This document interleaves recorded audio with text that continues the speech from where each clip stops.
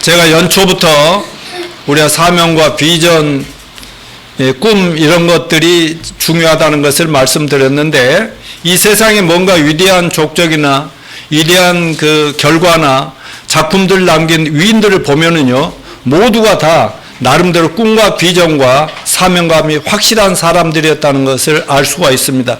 그런 의미에서 우리가 그리스도인으로 평생 품고 살아야 될 꿈과 비전이라면 바로 나의 변화된 모습과 나를 통해서 하나님이 이루시고자 하는 그것을 빨리 발견하고 거기에 들여지는 모습, 그 결과로 나타나는 열매들이라는 것을 알아야 되겠습니다. 그것을 저는 댐과 함이라고 하는 being과 doing이라고, 그러니까 댐댐이가 중요하고 우리가 어떤 일을 하느냐 하는 이게 중요하다는 말씀을 드릴 수 있습니다. 사도 바울은 우리가 예수님을 믿음으로 구원받은 후에 성경 말씀을 가까이 하면서 살다 보면 구원받고 거듭난 하나님의 자녀들로서 댐댐이 being, 그리고 함 doing, 갈수록 온전케 돼야 함을 이렇게 표현했는데, 디모데후서 3장 15절 17절 같이 읽어볼까요? 시작. 또 어려서부터 성경을 알았나니 성경은 능히 너로 하여금 그리스도 예수 안에 있는 믿음으로 말미암아 구원에 이르는 지혜가 있게 하느니라. 모든 성경은 하나님의 감동으로 된 것으로 교훈과 책망과 바르게 함과 의로 교육하기에 유익하니 이는 하나님의 사람으로 온전케 하며 모든 선한 일을 행할 능력을 온전히 갖추게 하려 함이니라. 아멘. 여기에 마지막 17절에 하나님의 사람으로 온전케 하면 첫 번째 이겁니다. 그 다음에 모든 선한 일을 능력을 갖추게 하기 위해서 성경 말씀을 가까이 한다는. 자, 먼저 하나님의 사람으로 온전케 하며, 여러분 금년 안에 우리는 우리의 인격과 성품이 더욱 끊임없이 예수님을 닮아가는 변화의 한 해가 되기를 축원합니다. 예수를 믿고 구원받는다는 것은 죄와 허물투성인 우리 옛사람이 예수님 십자가에 죽으실 때 함께 죽고 장사할 때 묻혀버렸고 부활할 때 다시 부활해서 새 생명으로 새로운 피조물로서 거룩한 하나님의 자녀로 새롭게 시작한다, 거듭난다는 것을 의미합니다. 그런데 여러분 얼마나 감사합니까? 우리같이 더럽고 추악한 죄인들이 천주교 신부들이나 수녀들처럼 불교의 스님들처럼 오랜 동안 종교적인 고행이나 수행을 한 것도 아닌데 그저 하나님께서 회개하고 내 아들 예수를 믿고 그분을 따르기만 하면은 그냥 무조건 용서하고 너에게 새로운 인생을 살 수 있는 기회를 주겠다, 이렇게 해서 저희들은 믿기만 했는데 구원받은 거 감사하지 않습니까? 그렇다면 우리는 정말 변화를 끊임없이 되어가면서 예수님을 쫓아가면서 변화돼야 되지 않겠습니까? 여러분 변화돼야 되겠죠? 근데 어떻게 변화돼야 합니까? 예수님을 믿고 구원받았으면 그때부터 하나님 말씀인 성경의 진리의 말씀을 늘 가까이 하고 가까이 하면서 내가 그 말씀으로 인하여 갈수록 하나님의 사람으로 온전하게 성숙해 간다, 이렇게 말씀한 것입니다. 그래서 우리 모두 하나님의 자녀로서 거듭났으면 당연히 하나님의 거룩하고 사랑이 충만한 그 모습을 닮아가는 저와 여러분이 됩시다. 그것이 금년 한 해뿐이 아니라 평생도록 우리가 붙들고 가야 될 비전이 뭐냐? 예수님 닮아야 되겠다. 따라서 하십시오. 나는 더 예수님 닮아가겠다. 그런 꿈과 비전을 가지고 전진합시다. 그래서 우리를 만날 때 우리가 목사들도 계시고 또 그냥 평신도 사역자들 다 계십니다만 누가 봐도 우리를 보면서 예수 믿으면 저렇게 변할 수 있나? 나도 예수를 믿으면 저런 사람들처럼 훌륭하게 될 수 있나? 뭔가 모르게 막 끌리는 이런 것들이 있는 그런 사람이 되겠다고 결심하고 또 그래서 결과적으로 주님께로 돌아오는 역사가 일어나지 않겠습니까? 자, 두 번째는 선한 일을 행할 능력을 갖추려 함이라. 또 어떤 성경에 선한 일을 행함을 온전케 하려 함이라. 선한 일도 점점 더 온전하게 성숙해 가기를 원한다. 우리가 금년 한 해 동안 평생 동안 품어야 할 비전의 한 축이 예수님을 닮아가는 것이라면은 한 축은 바로 하나님이 우리를 통해서 이루시기를 원하는 선한 일을 잘 감당하는 비전입니다. 하나님께서 우리를 구원하시고 우리가 바라시는 가장 선한 일이 무엇입니까? 죄와 허물로 죽어가는 영혼들에게 복음을 전파하여 그들의 영혼을 구원하고 살리는 일이라는 사실을 믿으시길 바랍니다. 금년 한 해도 저와 여러분을 통해서 하나님께서 많은 이웃들을 구원해 주시길 바라십니까? 우리가 영혼 구원의 열매를 많이 맺기 위해서 우리가 촉각을 내 방향에서 사방에서 들려오는 호소를 잘 음성을 들어야 하기 때문에 저는 지난번 2번에 걸쳐서 위로부터 하나님께로부터 들려오는 그 호소를 듣기를 바란다 말씀드렸고, 지난번에는 또 저 아래 지옥 불꽃 가운데서 그 자기 친족들의 구원을 위해서 간절히 애통하며 하나님께 부르짖는 그 소리를 들어야 된다는 것을 우리가 말씀을 드렸습니다. 오늘은 본문 말씀을 중심으로 해서 국내외에 사방에서 들려오는 도와달라는 간절한 호소를 들어야 된다는 주제로 여러분과 말씀을 나누도록 하겠습니다. 자, 오늘 본문 말씀의 핵심 내용과 영적 교훈을 보면 우리 모두가 금년 안에 품고 성취해 나가야 될 T40 사역을 통한 복음 전도와 제자 삼는 일과 목장, 셀과 교회를 개척하고 하나님 나라를 확장 건설해 나가는 사역 비전, 선교 비전을 우리에게 보여주고 있습니다. 오늘 본문 6, 7절 같이 읽어볼까요? 시작. 성령이 아시아에서 말씀 전하지 못하게 하시거늘 그들이 부르기아와 갈라디아 땅으로 다녀가 무시아 앞에 이르러 비두기아로 가고자 했으되 예수의 영이 허락하지 아시아 하는지라. 아멘. 사도 바울이 아시아로 가서 아시아를 복음화시켜야 했다는 마음으로 아시아를 가고자 애썼어요. 막 계속 시도를 했어요. 그런데 하나님의 영이, 예수의 영이 허락하지 않았다고 적혀 있습니다. 여기서 사도 바울은 하나님이 부르신 전도자의 선교사로서 자기가 세워놓은 선교 계획이 잘 풀리지 않자 여러 가지로 많이 힘들어 했다는 것을 알 수 있어요. 그러나 그는 번뇌 속에 번민하면서도 하나님의 뜻이 무엇인지, 왜 이렇게 선교를 위해 내가 계획을 세워놓고 하나님 뜻에 가려고 하는데 길이 열리지 않는가, 그 이유를 하나님께 묻고 기도하지 않을 수 없었을 것입니다. 그러자 하나님은 사도 바울에게 저 마게도냐라고 하는 오늘날로 말하면 유럽에서 한 사람이 딱 환상 속에 나타나더니 이리로 건너와서 우리를 도와다오 이렇게 요청하는 환상을 보고 부르짖는 것을 보게 되었습니다. 그러자 즉각적으로 이게 하나님의 인도하심이구나 싶어서 거기에 순종하고 자기가 세워둔 아시아 선교 계획을 포기하고 유럽 선교로 방향을 돌리고 순종했다 하는 말씀입니다. 그렇다면 오늘 본문에서 저희들은 무엇을 배울 수 있을까요? 오늘 우리가 본문을 통해 우리가 배워야 될 영적 교훈 몇 가지를 짤막짤막하게 이렇게 나누어서 여러분과 나누도록 하겠습니다. 자, 첫째, 사도 바울은 자신의 계획과 생각에 집착하지 않았다. 말하자면 주님 이렇게 해주세요, 저렇게 해주세요, 자신의 의견을 표출하지 않고 아예 그런 자신의 주장을 내세우지도 않았어요. 물론 부름을 받은 하나님의 예수의 종이니까 어디든지 가서 이방 나라 모든 사람에게 복음을 전하라 했기 때문에 할 수 있지만 그 대신 모시되 주님에게 물어보고 허락을 받아서 일을 했던 것입니다. 여러분, 저와 여러분은 어떻습니까? 혹시 주님이 이렇게 해주시면 이렇게 할게요, 또 이렇게 하면 저렇게 할게요, 우리 내 뜻대로 고집하지 않았는지 자신을 한번 심각하게 살펴보는 그런 시간이 되시길 바랍니다. 우리는 오늘날 우리 삶에서 과연 몇 %나 주님께 꼭 물어보고 어떤 일을 결정하고 행동하고 앞으로 나가고 뒤로 물러나고 했는지요.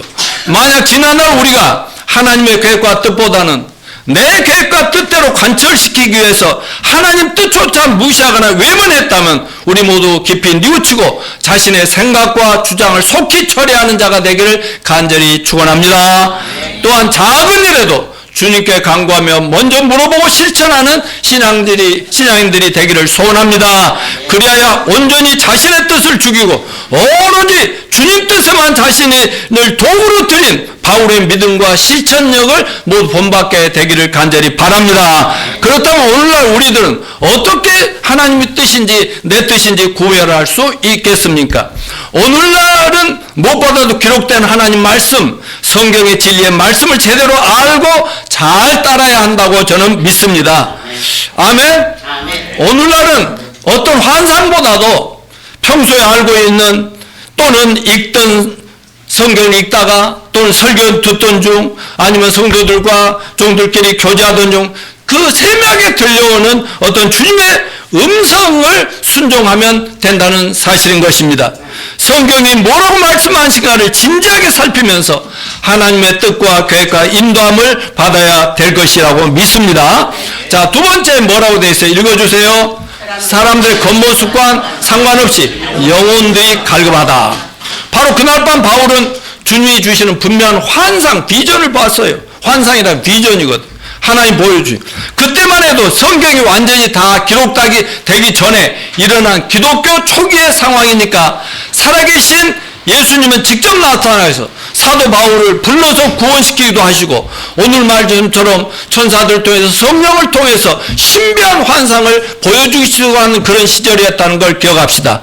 그런데 오늘 본문 9절에 뭐라고 했어요? 밤에 환상이 바울에게 보이니 마게도냐 사람 하나가 서서 그에게 청하여 이르되 마게도냐로 와서 우리를 도우라 하거늘. 오늘 본문 10절에 다 같이 뭐라고요? 바울이 그 환상을 보았을 때 우리가 곧 마게도냐로 떠나기를 힘쓰니 이는 하나님이 저 사람들에게 복음을 전하라고 우리를 부르신 줄로 인정함이라. 아멘. 자, 마게도냐로 건너 우리를 도우라. 그렇게 했지 뭐예요? 사도 바울은 이렇게 들리는 거예요. 제발 빨리 와서 우리에게도 복음을 전해서 우리 영혼 좀 구원시켜 달라고 그렇게 하는 음성으로 들었다는 겁니다. 바울은 환상 중에 자신을 와서 도우라 했던 마게도니아인을 보았습니다. 여러분, 마게도니아인들, 육안으로 보이는 마게도니아인들은 오히려 환상 중에 본 것과는 정반대로 교만과 자부심이 가득했던 존재들입니다.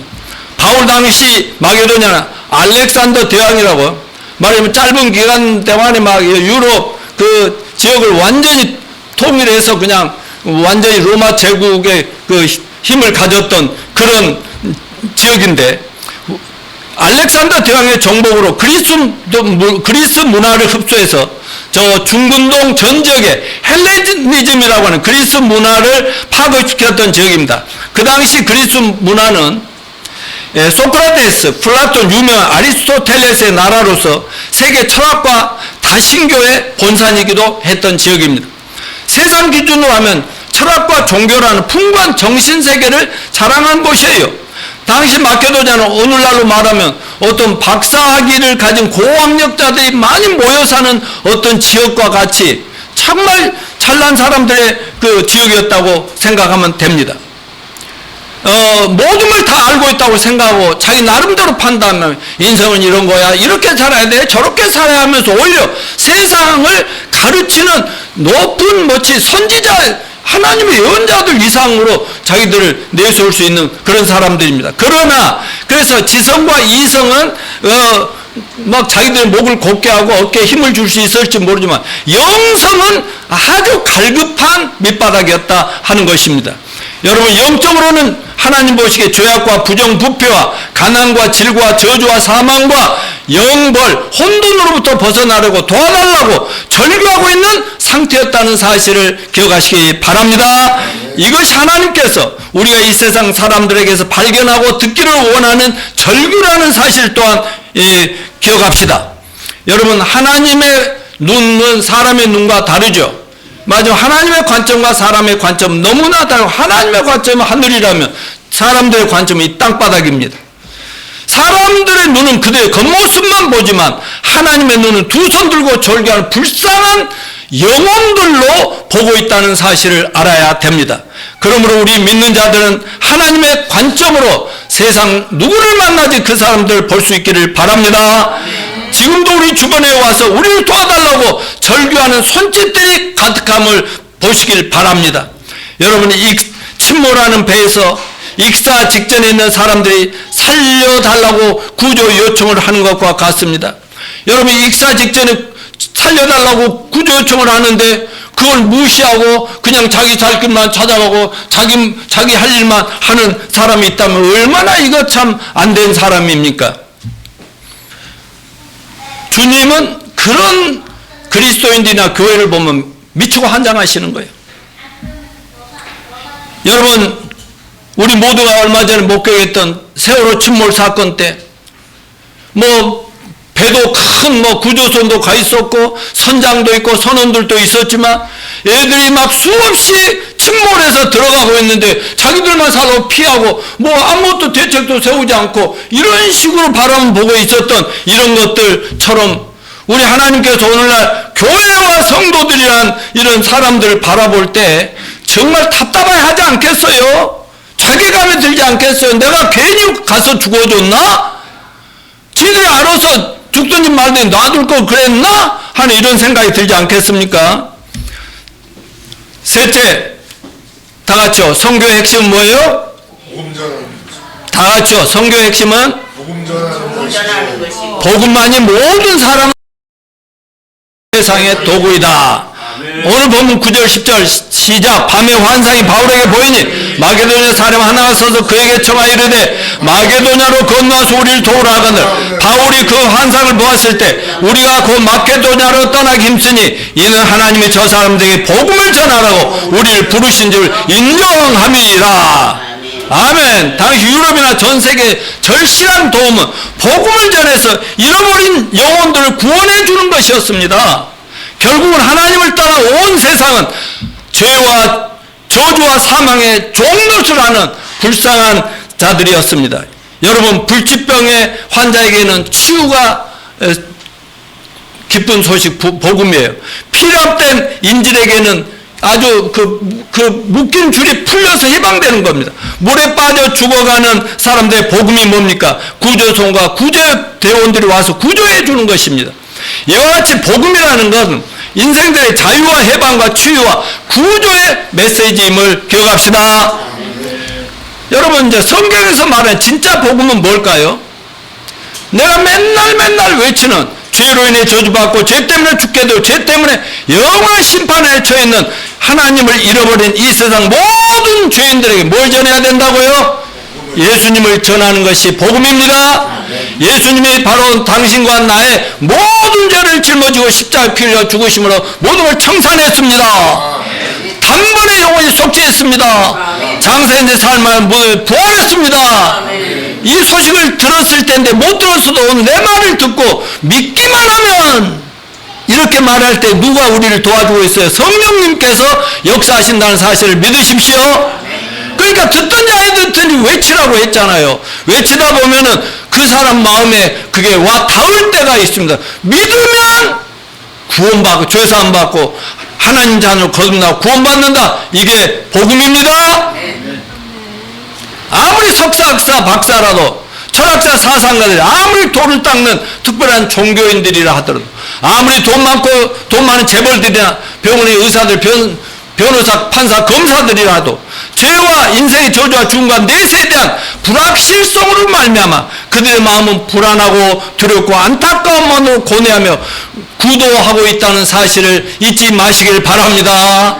겉으로는 잘난 척하고 다 얻은 것 같이 하지만 속에 들어가 보면 죄로부터 구원받지 못한 사람은 항상 속상하고 두렵고 불안하다는 것 꼭 기억하시길 바랍니다. 부러워하지 마세요.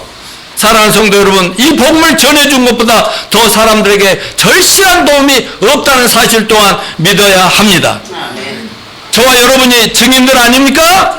우리는 예수를 만나 구원받은 우리의 죄와 사망과 심판, 저주, 우려, 현세와 내세 모든 문제를 완벽하게 해결해 주고 주님 안에서 참된 평안과 만족과 기쁨과 소망을 누리는 게 저와 여러분이라고 저는 믿습니다. 세상적으로 엄청난 걸 얻었다 이게 아니라 이미 마음에 그 확신이 와서 평안을 얻어버렸다 이거 아닙니까? 우리가 먼저 구원받은 것을 우리가 체험한 구원의 복음을 구원받지 못한 가족, 친지, 이웃, 직장동 누구든지 만나면 예수를 안 믿는다면 그에게는 나의 과거와 같은 절규가 있다는 것을 아시고 접근하시고 당당하게 도전하시길 바랍니다. 제가 맨날 하는 얘기지만 1979년 4월 11일 그날이 무슨 날이 시험에 나옵니다.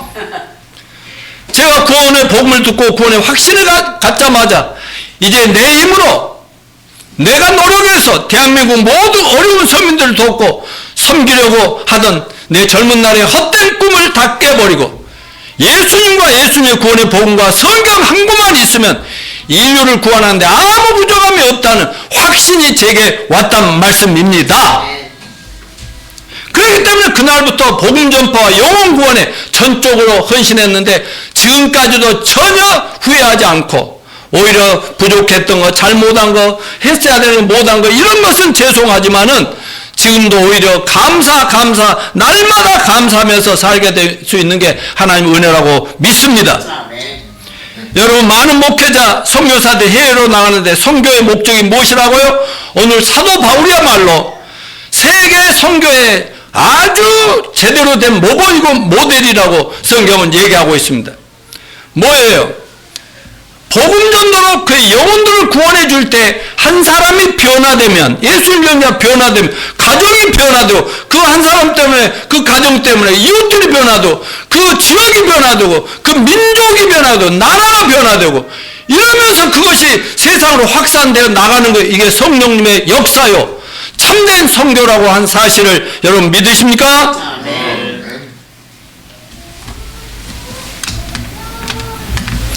네 번째, 성령님께 철저히 순종해야 합니다. 오늘 본문에는 바울이 아시아에서 복음을 전하려 했으나 성령께서 그것을 막고 유럽 쪽으로 인도하신 사건이 기록되고 말씀드렸습니다. 바울은 복음으로 아시아를 변화시키고 또 도로 가고자 하는 마음이 간절해 그쪽 방향으로 자꾸 시도를 하고 어디까지 가기도 해보고 했죠. 예수님의 영은 그걸 허락지 않고 유럽 전도가 더 시급하다고 인도해 가신 겁니다. 이로써 복음은 아시아에 머물리지 않고 세계 곳곳으로 확산하는 최선의 길로 하나님 바울 같은 그런 놀라운 일꾼을 그대로 인도했던 것입니다. 여러분 초대교회 전도와 선교가 국내외적으로 확산됨을 기록한 사도행전에 나타난 모든 역사적 사건들은 인간의 뜻이나 힘에 의해 이루어진 것이 아니라는 사실을 주지하시길 바랍니다. 예루살렘 교회가 예수님이 승천하신 처음으로 오순절 때 얼마 되지 않은 작은 무리의 크리스찬들에게 오순절 성령이 부어지심으로 만나고 그걸 체험한 이후로 성자시대 예수님 성자시대가 끝나고 성령님 시대로 오늘날까지 계속되고 있다는 사실을 기억하십시다.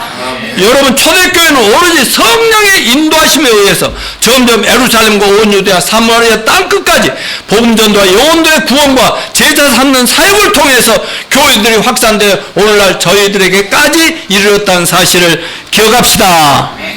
베드로를 포함한 12명의 사도들과 120명의 초대교회 성도들이 3,000명을 회개시키고 구원시킨 사건이나 그가 베푼 수많은 표적과 기적들도 성령님에 의하지 않고는 불가능한 것이었다는 것을 우리는 압니다. 여러분 스데반 순교로 인해서 예루살렘 초대교회가 로마 제국에 의해서 박살이 나면서 전 세계 만방으로 크리스찬들이 흩어진 것도 복음을 더욱 확장시키려는 성령님의 강권적인 역사에 기인한다는 것을 기억합시다. 주님은 세계 만방으로 와서 복음을 전하라고 했잖아요. 예루살렘에 시작해서 온 유대 사마리아 땅까지 가서 모두 제자 삼으라고 했는데 예루살렘 교회가 몇 명 안 되던 교회들이 막 수천 명, 수만 명으로 이렇게 늘어나니까 나갈 생각을 안 하는 거예요. 뭐 베드로를 비롯해서 말이지. 그냥 흩어져 한 교회만 엄청 키우고 있는 거예요. 그러니까 하나님께서 그 교회를 그냥 박살을 내버리지 않습니까? 그 결과로 피난민 신세가 돼가지고 그 유대인 크리스찬들이 변화된 크리스찬 전 세계로 뭐 자기가 원한서가 아니라 성령님의 인도하심을 따라 가는 곳곳마다 그래도 성령이 함께 하시니까 예수님과 십자가의 부활의 복음을 전하지 않을 수 없었다 이 말씀인 것입니다. 아멘요. 이제 그래서 또한 초대 기독교 핍박자 유대인 사도 사울을 구원시켜서 이방인을 위한 복음 전도자, 세계 선교사로 세우신 것도 성령님의 역사요. 바울의 선교사에게 함께하사 능력을 베푸시고 방향을 제시하시며 인도하신 분도 성령님이셨습니다. 이제 바울을 유럽으로 인도하신 성령님께서 그 세계 중심지인 로마로 인도하셔서 복음을 전 세상에 확산시키게 하신 것입니다. 그러니까 우리 구원받은 성도들과 일꾼들인 사역자들이 뭔가 일이 잘 풀리지 않아서 마음의 고통과 어려움이 있을 때 꼭 생각하실 것은 이것입니다. 바로 내가 하나님의 뜻대로 성령의 인도하심대로 복음 전도를 통한 영혼구원에 전심전력하고 있는가를 한번 깊이 살펴보시는 귀중한 시간이 되시기를 축원합니다. 여러분, 이런 것들이 오늘날 우리에게 주인 교훈이 뭡니까? 오늘 본문에 자신의 소명을 확인하고 하나님의 뜻에 순종하는 바울의 모습이 잘 나타나고 있어요. 그는 마케도니아 사람 하나가 와서 자기들과 좀 도와달라고 호소하는 환상을 보고 지체치 않고 이게 하나님 뜻이요 성령의 부르심을 듣고 순종함으로써 위대한 유럽 선교와 세계 선교의 문을 활짝 열었던 것입니다. 하나님은 유럽부터 복음화가 이루어질 때 그 다음 아시아 전 세계로 기독교가 가장 효과적으로 확산될 것을 누구보다도 주님이 잘 알고 계셨지 않겠습니까? 하나님께서 자기를 부르신 것은 저들에게 예수 그리스도의 십자가 속죄의 죽으심과 부활의 복음을 전하여 구원하기 위함이라는 확실한 소명감을 지었던 바울로 하여금 수많은 환난과 핍박과 고통과 고민은 불구하고 순교하기까지 구원의 복음을 증거케 하였던 것입니다. 바울은 주님의 성령께서 이끄시는 곳이면 자기가 어떤 계획을 세우고 진행하던 중이라도 당장 다 버리고 어디든지 성령님의 인도하심에 순종하며 나아갔고 이로써 구원이 전 세계 전역에 거하는 이방 민족에게 임하게 되었거니와 복음 전도자의 태도는 확고한 소명의식과 더불어 하나님의 명령에 철저히 순종하는 것이라는 사실을 우리에게 교훈하고 있습니다. 자, 다섯 번째 뭐예요? 성령님께 순종만이 구력의 열매를 맺게 하리라. 예. 여러분, 전도의 열매 맺고 싶습니까? 아멘. 구원의 열매를 성령님께 순종하면 열매를 맺습니다. 하나님 뜻과 인도하심에 자기 자신과 뜻을 다 계획을 꺾어버리고 순종하고 성령님의 인도하심을 따르니까 하나님이 유럽으로 인도하셨어요.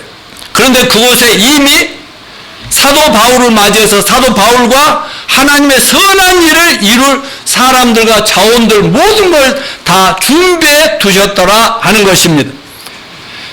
이 사도행전 16장 그 뒤로 쭉 읽어나가면 첫 번째 사도 바울을 기다리고 있는 사람이 루디아라고 하는 빌립보 지역의 비단 장수 여인이었어요.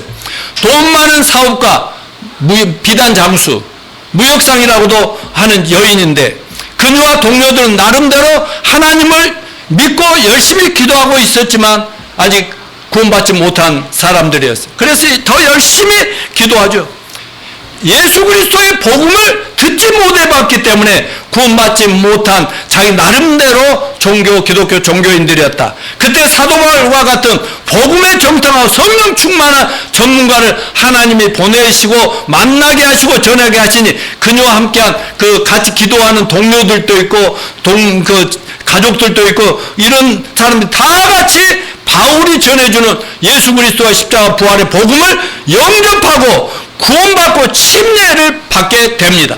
그러니까 루디아가 어때요? 자, 바울 선생님 저희 집으로 오시죠. 부잣집이었거든요. 저희 집에 오셔서 모임을 여기서 시작하십시다. 여기서 말씀을 전하고 가르치고 저희들이 사람 모으겠습니다. 이러면서 거기서 빌립보 교회가 시작되는 계기가 거기서 마련되었다. 그 결과 구원의 복음이 온 유럽과 아시아 전 세계로 확산되는 것을 누가 준비해뒀어요? 하나님이 다 예배해 두셨다. 다음에는 사도행 16장 계속 읽어나가다 보면 빌립보 감옥의 교도소장과 그의 가족들을 하나님이 빌립보 교회를 세우기 위해서 준비해 놓고 계셨더라. 또 이 사건을 보면 사도 바울이 그 빌립보 지역에 가서 복음을 전하고 있잖아요. 근데 길거리 지나는데 많은 사람들이 모여 있어. 근데 어떤 귀신이 들린 점쟁이가 있었어. 그러니까 요즘 가짜 점쟁이도 진짜 귀신 들린 점쟁이 있잖아.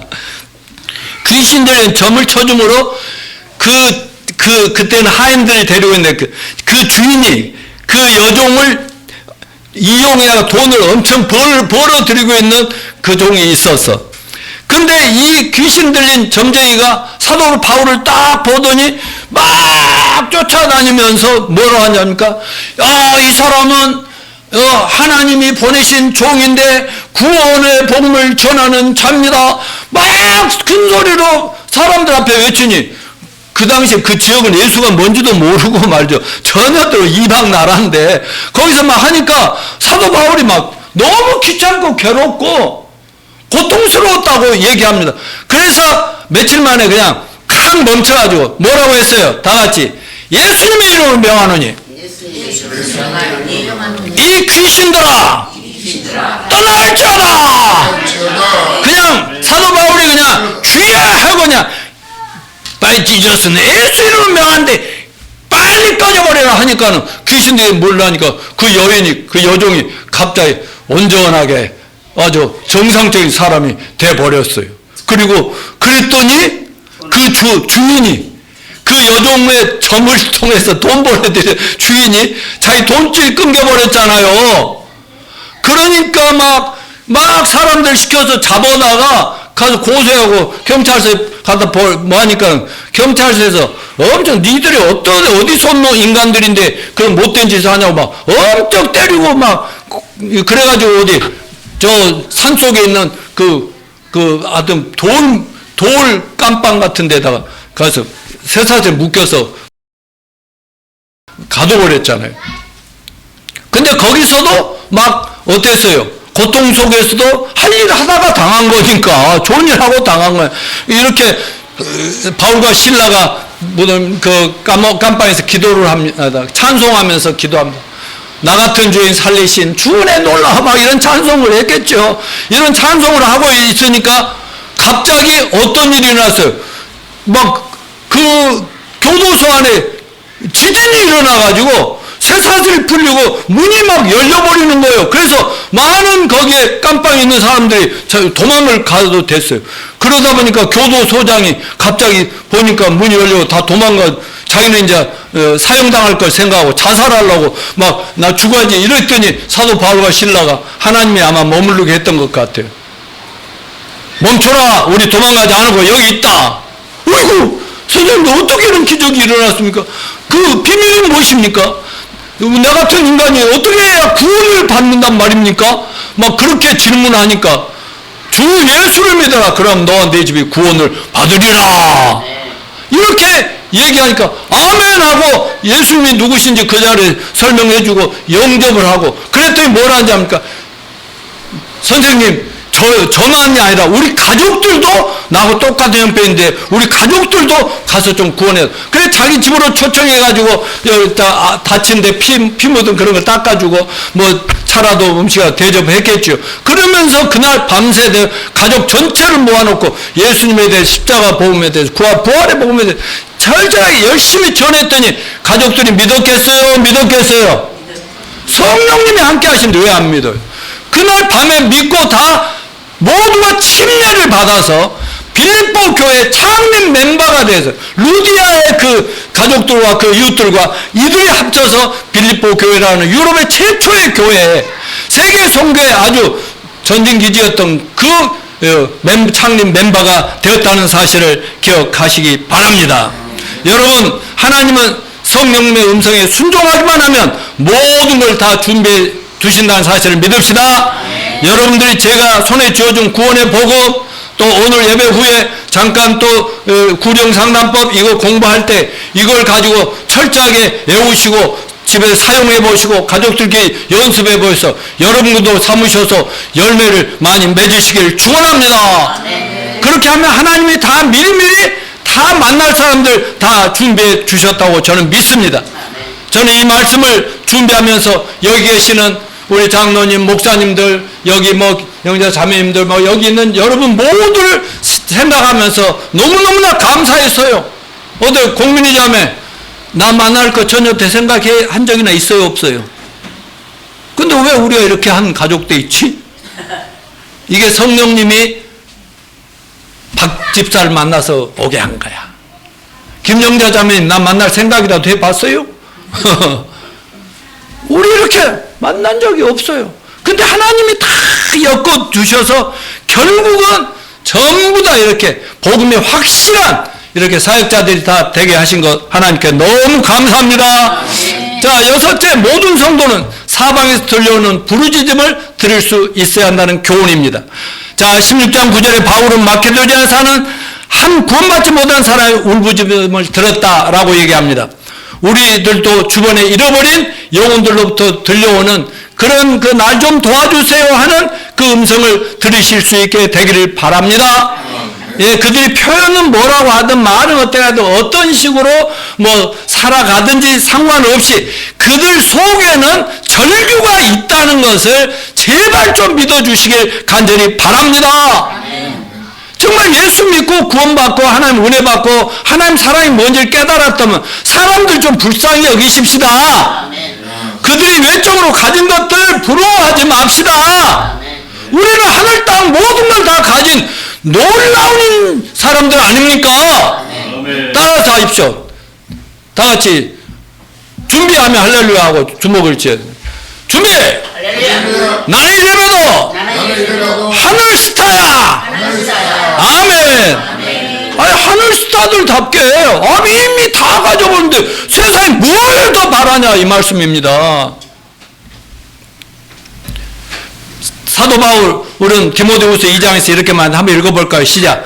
또 내가 많은 증인 앞에서 내게 들은 바를 충성된 사람에 부탁하라. 그들이 또 다른 사람들을 가르칠 수 있으리라. 이게 바로 아주 쉽고 확실한 제자 삼는 방법이죠. 내가 구원받고 내가 자유를 얻었으면 또 죄인을 당장에 가서 또 그거 하고 그 사람도 또 하게 하고 이렇게 해서 예수님은 12명을 통해서 다단계식으로 쫙 펼쳐서 바로 저와 여러분에게까지 이렇게 온 거 감사하지 않습니까? 이게 T40 핵심 구절입니다. 자, 다시 한번 해서 많은 증인 앞에서 내게 들은 말을 충성된 사람에게 부탁하라. 그들이 또 다른 사람들을 가르칠 수 있으리라. 여기 뭐 많은 증인이 뭐예요? 예수 믿는 사람은 많아.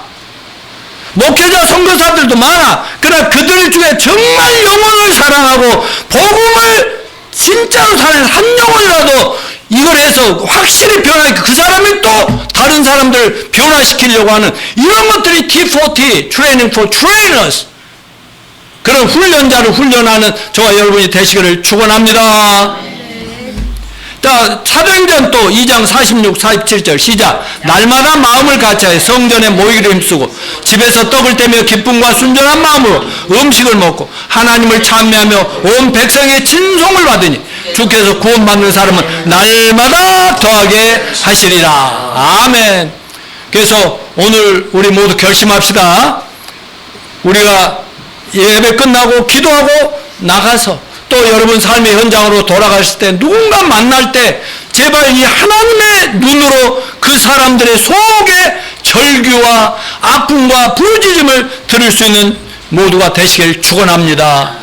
자, 7번째, 우리에게는 세상 모든 사람을 도울 수 있는 뭘 가지고 있습니까? 복음을 가지고 예, 하나님의 자녀도 예수님 믿고 따른 우리는 죄와 죄로 인한 저주와 죄로 인한 죽음과 죄로 인한 영원한 심판과 영원한 지옥 운명에 있는 전 인류를 살릴 수 있는 기가 막힌 처방과 특효약을 가지고 있다는 사실을 제발 확신하시길 바랍니다. 저는 자주 여러분 쉽게 이해하라고 이렇게 말씀드렸잖아요. 아직 예수 믿지 않는 사람들은 전부 다 타고난 죄암 걸린 죄암 환자다라고 제발 생각해 주시길 바랍니다. 여러분 죄암 뭐 죽어 있잖아요. 망가지 언제 죽을지 모르잖아요. 그들 한 방에 치료하고 구원해 낼 수 있는 영적 특효약이 있는데 그 약이 무엇이다? 신약, 구약, 약이잖아요. 약. 그 약잖아요.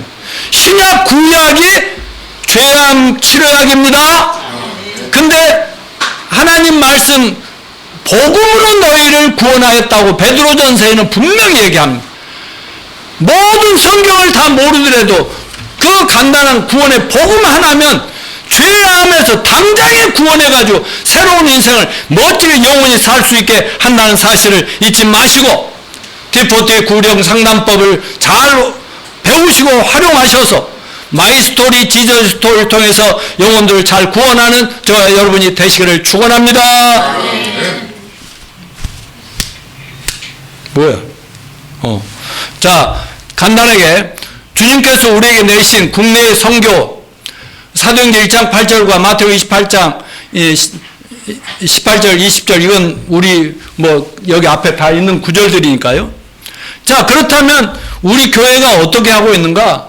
자, 저희 교회는 저는 구원받은 이후로 목포에서 사역할 때나 서울에서 교회를 할 때나 항상 내가 있는 지역에서부터 그러니까 목포, 한국, 아시아 세계, 강남이면 강남에서 저 대한민국 그리고 아시아 세계 선교로 이거를 차례차례 해야 된다고요? 동시에 해야 된다고 그랬어요. 동시에 해야 되면 그러면 저는 어떻게 하고 있느냐? 월요일마다 나랑 성경 공부하고 있는 목사님 한 분이 이제 언젠가 뭐 뵙게 될 때는 그분이 자꾸 티포트에 피를 꽂혀갖고 이걸 가지고 많은 목사들 돕자고 자기가 공부해보니까 너무 좋다고 하면서 이 양반은요 이 모든 것들을 한 매뉴얼로 잘 만들어서 하여튼 잘 나누자고 하고 그러면서 목사님의 그 제자들이 세계 어디에 이렇게 흩어졌는데 왜 그들을 왜 모아서 그들과 수시로 만나서 모아가지고 뭐 집회도 하고 막 이래야 되지 않냐고 그래서 아이고 나는 우리 자식들도 낳아서 다 크고 시집장가 하니까 다 보내버렸다고 자기들이 알아서 잘 사는데 뭘 하냐고 그랬습니다만은 저희 교회가 해외 선교에 헌신하는 이유는 아까 예루살렘 온 유대와 사마리아 땅까지 하라 이 말씀을 저는 순종하는데 여러분 같이 순종합시다. 그러면 나와 우리 교회 선교 방법이 뭐냐? 영혼구원, 제자훈련, 개척을 통한 동네, 국내외, 국외 어디든 주님이 인도하신 대로 사람들 파송하는 거예요. 같이 있다도 하나님의 어떤 특별한 역사가 있어 흐트러뜨리면 그들을 보내는 겁니다. 어디를 가든지 내가 하던 대로 여기서 배운 대로 영혼구원하고 제자 삼아서 목장을 세우고 교회를 세우고 하나님 나라 확장하는 세계 글로벌 비전을 선교 비전을 품으라고 제가 외쳐왔어요. 그래서 여러분 잘 안 보시겠지만 여기 주보에 주보 맨 뒷장에서 앞에 보면요 여기 다 적지는 못했습니다만 제가 지금 평생을 위해서 기도하고 있는 국내 선교를 위한 기도 선교사들과 목회자들을 포함한 여기 이렇게 이름들이 막 적혀 있어요. 그들이 하는 어느 나라에서 어떤 사역을 하고 있는지 그리고 교회 사역을 후원하는 외지 성도들의 기도도 여기 있어요. 그러니까 여기 우리 김민선 목사님, 정호영 목사님 함께 했습니다만은 우리 파워도 우리 같이 했잖아요. 범아시아 아프리카에 기독교 대학을 세워가지고 선교한다는데 우리 거기에 같이 뭐 스타트부터 참여했지 않습니까? 그러면 아프리카 가나 국제대학 설립에도 십수년 동안 지금도 돈이 모아지는 대로 계속 보내고 있어서 아프리카 그쪽의 사역이 굉장히 확산되고 있고요. 그런가 하면 GEM, GVCS, 글로벌 교육 선교, 글로벌 선진학교 여기 통해서 지금 얼마나 많은 인재들이 전 세계로 확산되고 있는지 그러다 보니까 남아프리카, 남아메리카 이런 데서도 일꾼들을 모아가지고 그들을 구원시키고 훈련해가지고 그 나라를 변화시키는 일에 저희 부부가 우리 교회가 기도로 물질로 함께 동참하고 있지 않습니까? 또 다음 세대 교육 선교회 포포틴 우인도 한국연합 여기 계신 두 분들이 지금 우리 함께합니다.